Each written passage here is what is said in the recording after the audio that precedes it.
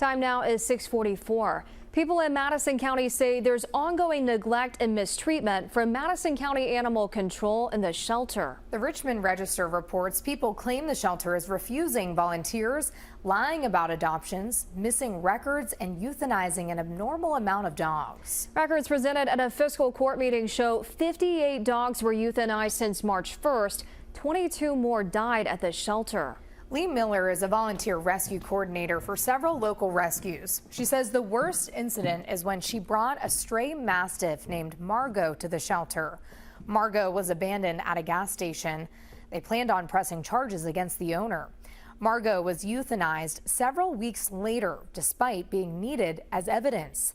The judge executive said in response, quote, "The future of Margot is determined based on documented veterinarian recommendation.